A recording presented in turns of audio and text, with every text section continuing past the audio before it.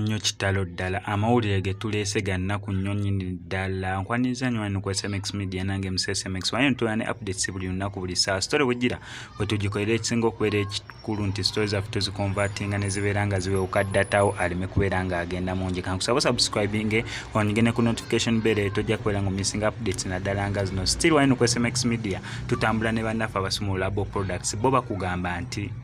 abasumulula Labo Products abakutuusaako products z'omu kisenge eziri 100% nakyo omusajja nga tomalako bulungi mu nsonga z'omu kisenge bagenda kuwa horsepower ogenda tandika okwenyumiriza mu ky'okubeera omusajja ewaka ate gwe omukyala nga bakuvumidde ebbanga nti olina bukalwezi ensonga nnafu nnyo gwe wena alina infections osiibwa ovaamu amazzi galinga amata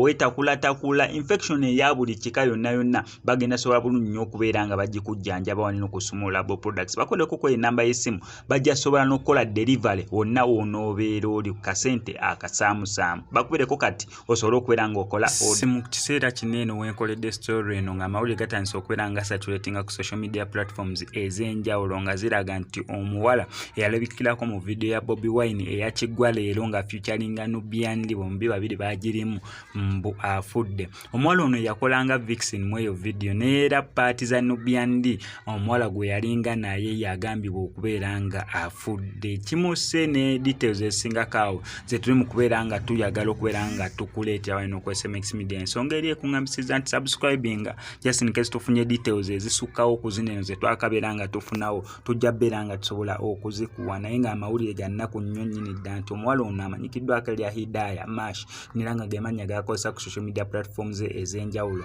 kigambibwa mbu afudde wano ku SMX Media tugenda kukola deep analysis tusobole okubeera nga tukubuulira details na buli kimu nga kinagenda mu maaso subscribing on notification bell ebisigadde obituleke